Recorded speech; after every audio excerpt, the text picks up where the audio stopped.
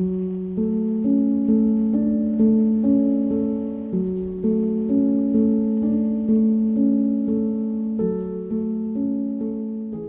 affirmation today is I show up authentically, open to love and transformation. I am so grateful to recognize how the universe works. It's like just when you think you've practiced and everything is perfect, and then something happens, like somebody forgets the order of service that they've been doing for the last, I don't know, 10 years. So, uh, so the song was absolutely perfect.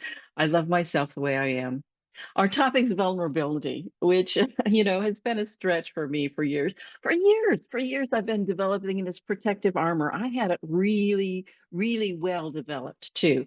And then get into new thought and they say vulnerability, authenticity. But wait, what happened to this persona that I have made, that I have developed?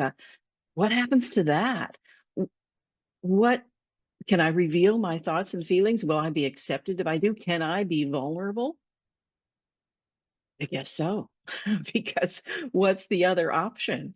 So sometimes the greatest act of spiritual courage is just to show up as we are. Can you imagine that? Just showing up as you are? Wow. So, what if this vulnerability is not a weakness, but a bridge towards that which is real? We are dancers in the light. We are light beings, that spiritual being having this human experience. And what a great human experience. I'm reminded of a axiom that I heard very early on in my life, and it was she who can laugh at herself will never cease to be amused. And I thought about that today. It's like, yes, life is so amusing, and we're vulnerable and authentic. But we all wear masks. We have a mask that we wear, more than one, too. So, what about your Zoom mask? The mask that you put on when you're on Zoom. It's like, oh, yes, I'm on Zoom. The camera's on. I need to be smiling, fully dressed, my hair done, or whatever it happens to be. We wear that mask. And we wear other masks as well. We wear the masks of our roles, whether we're, you know, being a teacher or a minister or a sister or a brother. We wear those masks of those roles, a significant other. All of those are masks that we wear. We take on that role. And yet, in that, we're asked to show up authentically and to be open to love and transformation. This whole year is about being open at the top. So, how does that work? Being open at the top. Like you see your head exploding. But there's a downside to wearing all these masks, is that we don't really get to connect with another person. It's just our mask trying to connect with their mask. And depending on which mask you're wearing at the time, depends on how you are. So to live a life of more purpose, authenticity, joy, full expression, we need to let go of our masks. And this will facilitate us connecting, truly connecting with another person and with ourselves. Now, I promised a little story of the knight in rusty armor. The Knight in Rusty Armor is a short story by Robert Fisher. It was published in 1987. So it was just about the time that I was coming into New Thought. And I thought, wouldn't it be great if we could all be knights? Knights of the Round Table, like Circumference. I think he built the Round Table. Or Surprise. Surprise was quite a joker. Certain. He was obviously somebody who was very certain about himself. Um, Surpass, we could be Surpass. Everybody wants to be Surpass. Maybe Surreal. A lot of these are very surreal. Surround. And my favorite, Sermon. He's a preacher. My favorite holiday song, one about the medieval warriors. One of them doesn't talk, and the other's armor is falling apart. And that, my dear, is Silent Night, Holy Night. But let me tell you about the knight in rusty armor. It starts like this. Once, a long time ago, in a land far away, there lived a knight who thought of himself as good, kind, and loving. He did all the things that good, kind, and loving knights do. He fought foes who were bad, mean, and hateful. He slew dragons and rescued fair damsels in distress. And this knight was famous for his armor. His armor reflected such bright rays of light that villagers would swear they'd seen the sun rise in the north or set in the east when the knight rode off to battle. And he rode off to battle frequently. At the mere mention of a crusade, the knight would eagerly don his shining armor, mount his horse, and ride off in any direction.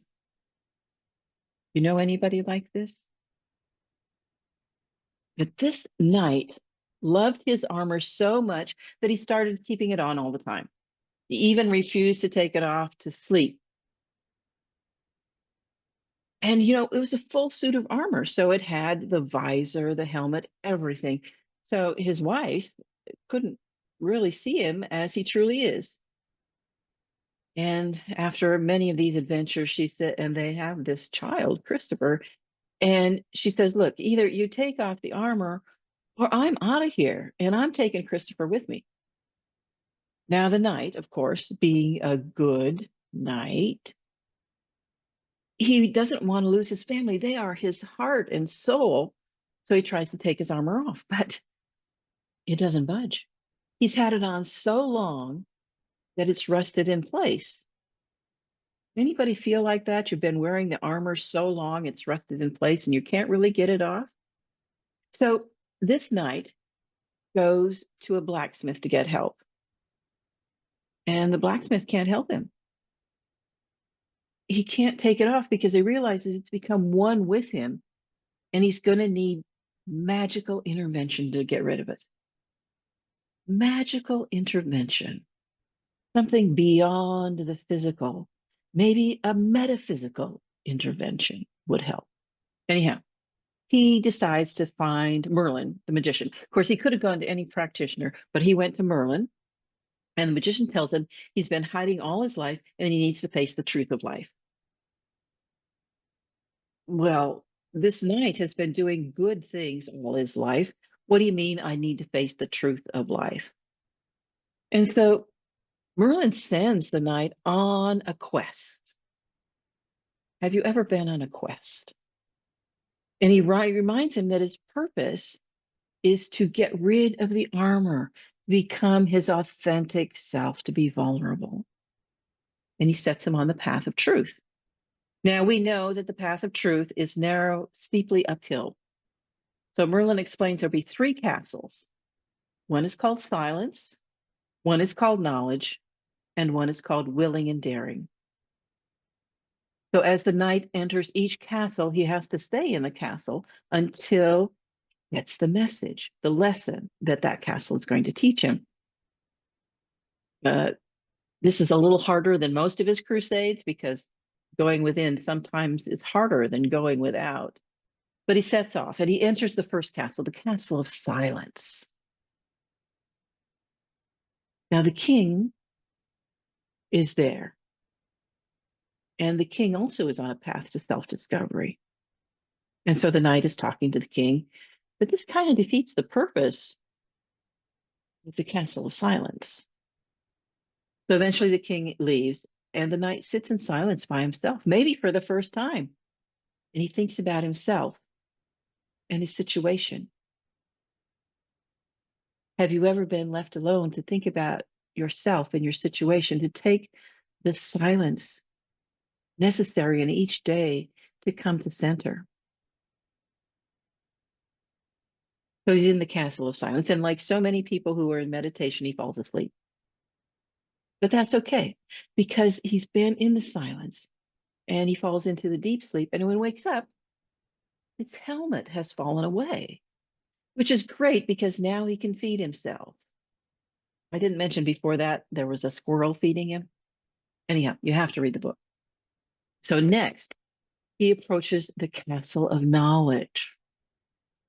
And on the wall, there's an inscription reading, "Knowledge is the light by which you all find your way." And then another inscription says, "Have you mistaken need for love?" So already having gone into the silence, he can now have this opportunity to meditate on this. And he thinks about it for a while. And he realizes that he had desperately sought the love of others to compensate for the fact that he didn't love himself. Does this sound familiar? Is there some place in my life where I am looking for approval from others because I haven't given it to myself? Oh my goodness, I have to say yes. So I'm glad the knight is leading the way because he sees that he cannot truly love others until he does love himself. And when this happens, when he has this epiphany, Merlin appears to him to reveal that he has uncovered a great truth. See, we have to be able to see ourselves. So in fostering community like ours, where vulnerability, authenticity is nurtured, we have to understand the role of personal reflection and responsibility. And this sometimes means feeling, well, I'm sad, or I messed up there, or I'm sorry, I should have listened and communicated. And, sometimes one of my prickly peculiarities shows up. And, I have to say, I'm sorry, I didn't mean it that way, or yeah, I did, but I'll get over it. So this level of vulnerability requires us to be willing to see life from different angles and understand how our thoughts, our words, our actions may impact others, even when we didn't intend it to be. So we have to look, what old frameworks, ideas, limiting beliefs, or biases do I carry with me all the time? And how does that impact how I can show up for myself and for others? So we're called to this expanded awareness of our connection with that divine one that we talk about, and how we can intentionally look. We can look in a new direction, take a new perspective, and reflect on that sense of connection and belonging, because that's what we're here for, isn't it? We're here to be together. And the knight, by the way, also sees the problem with his lifelong quest to be the best knight. He spent so many years trying to be the best that he hadn't actually enjoyed any of it. And so Merlin suggests, well, maybe this didn't come from the heart, which is why you're not fulfilled and happy. And the knight promises that from now on, his incentive, his motivation is coming from his heart. And then he's transported back the path of truth. He's already discovered that castle that he was in. He's managed to contemplate it, and he found the truth. And in this, the armor on his legs and arms falls away. So he's lost his helmet armor, and now his armor that had girded his arms and legs has fallen away, but he still has this armor on his torso, right? Ah, that's also protective armor. And so at another day of walking, he arrives at a drawbridge in front of the castle, the third castle of will and daring. And as he's crossing it, the dragon of fear and doubt, emerges from the castle. Now, that fear and uncertainty are just a couple of the things that may arise when we set the intention of living from a more vulnerable and authentic space. Fear, uncertainty. What's going to happen? Will people like me? How will I be able to do this? And this fear is a powerful barrier to vulnerability. And this it's experienced in different ways with different people. Might be fear of what other people think, fear of trying something new, fear of rejection, fear of not being good enough. As Marianne Williamson would say, fear of being too powerful uh, and not accepted, and then shame and blame. That's also accompanying fear. And sometimes the society that we live in has different constructs, and that contributes to fear and impacts our vulnerability. And it's not always pleasant. Fear is not pleasant, but it can be helpful in that it sheds a light on areas of our lives that require a closer look. It shows us where we need to make a change in order to create a safe space for ourselves and for other people. And then uh, the night remembers, Merlin said that self-knowledge was the key to killing the dragon of fear and doubt. And so he focuses on that self-knowledge that he is good, he is kind and loving, and he does not need to constantly prove it. Ernest Holmes in the Science of Mind textbook says, there is something within you beyond all doubt and fear, something which has never been limited by your acts or destroyed by your feelings. This is the only something that can make you whole. The Science of Mind teaches us that there is something within us that has never been affected by that fear, uncertainty, comparison, anything else. And this is where spirit lives. This is that individualized expression of the divine. And it's this gentle, creative urge that propels us forward into deeper and deeper expression of ourselves so that we can be vulnerable. And the fear, well, the fear can be dissipated once we know the truth. So imagine you're riding a horse at full speed and you're being chased by a lion and there's a giraffe way in front of you. And how are you going to escape this dangerous situation? Get off the carousel. The fear and doubt are an illusion. They are an illusion. It once the knight knows this, it gives him the key to defeating the dragon. He marches towards the creature, and the dragon's flames do not burn him because he knows that he is good and true. And the dragon becomes smaller and smaller until it's the size of a frog. And then it just starts spitting out seeds at the knight. But these seeds of doubt do not stop him. They do not stop him. Now, the final part of this journey here involves a climb over sharp and steep rocks to reach the summit of truth. And the knight makes his way across these, but finds a large boulder blocking his path. And on the boulder, there is an inscription. It reads, though this universe I own, I possess not a thing, for I cannot know the unknown if to the known I cling. And again, he begins to doubt everything he knows about himself and he's unsure how to proceed.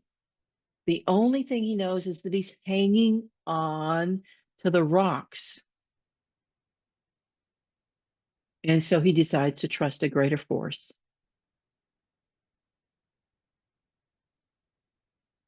And he has to let go.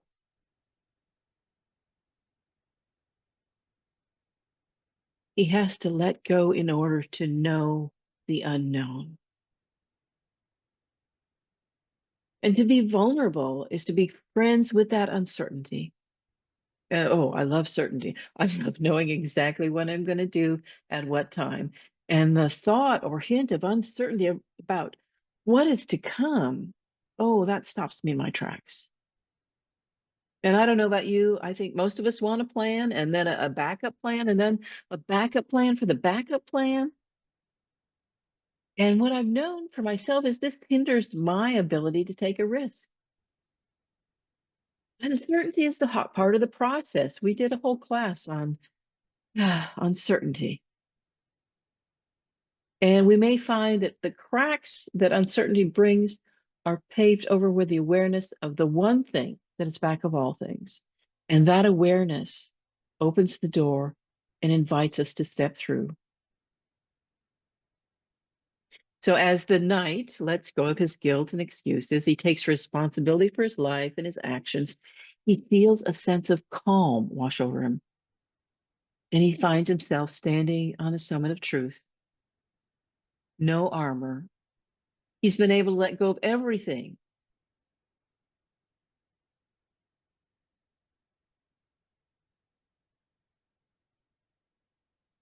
And he cries tears for joy because there is this mysterious light shining on him.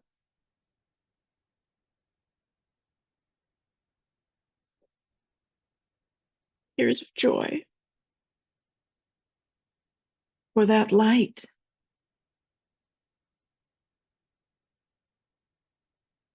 And it's not always easy to be vulnerable. But are we going to be limited?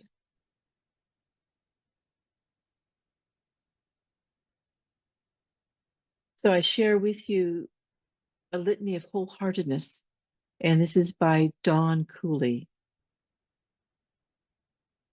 Because there have been times when shame has crushed our ability to be wholehearted, we let go of who we think we ought to be and embrace who we are. Because we have not always had the courage to be imperfect, we let go of who we think we ought to be and embrace who we are.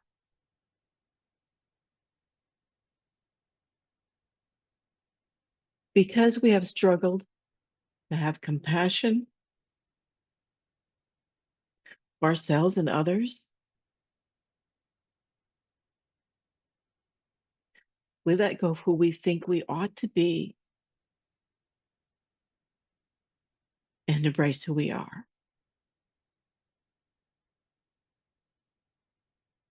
Because we've been afraid of our own vulnerability, we let go of who we think we ought to be and embrace who we are.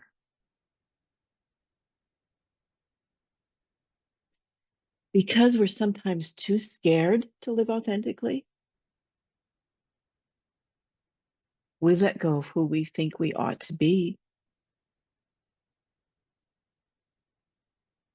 and embrace who we are.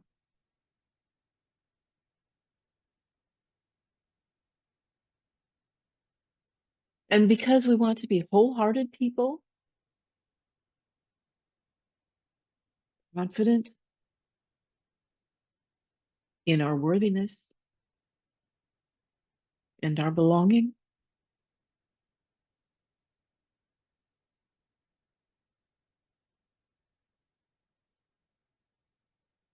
we let go of who we think we ought to be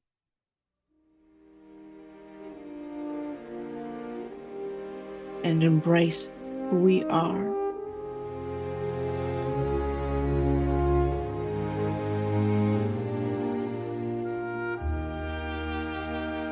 And so right now, I invite you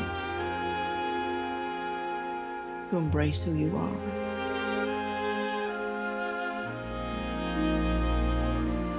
Let's take that into our meditation.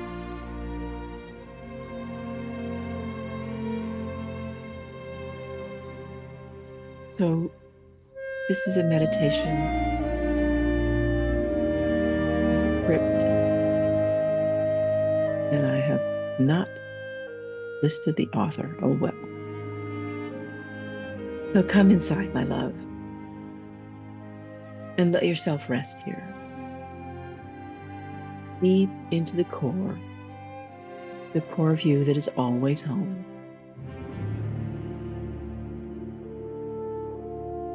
And breathe in deeply. And drop in further.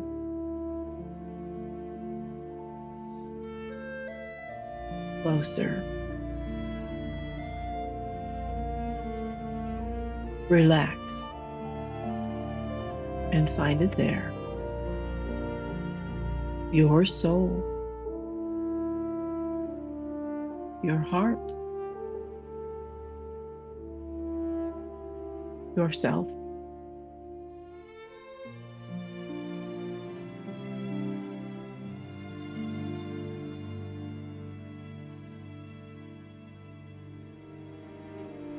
All of you is here. Light,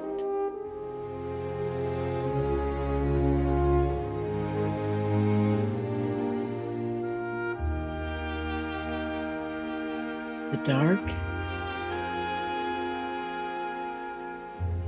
the dreams,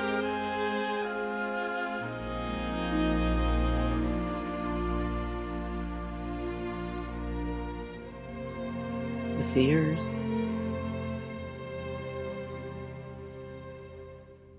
Be here with all of you.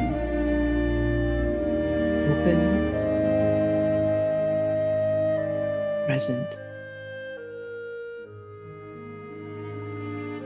with love.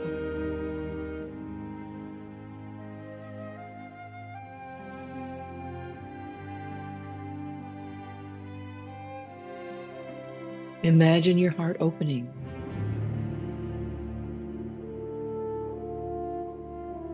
Releasing all of you out into the world.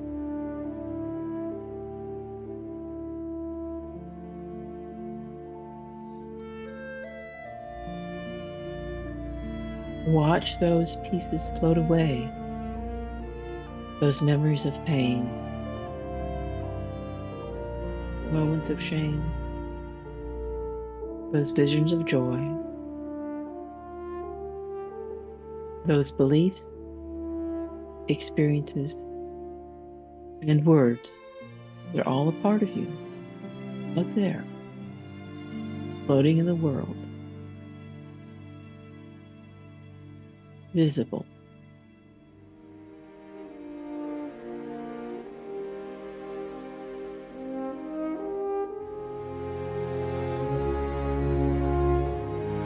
Look closely. Past your fears of what others will say or do.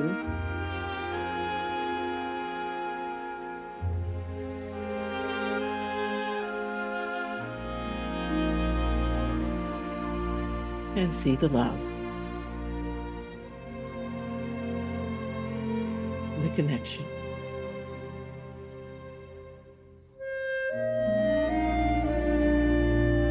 Light.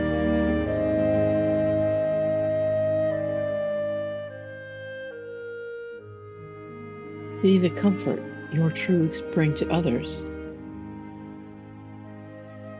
even as it slides past the judgment from others.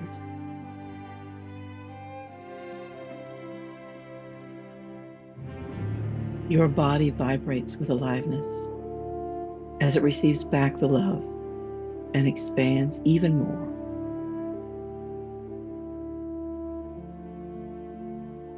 Be here in this feeling,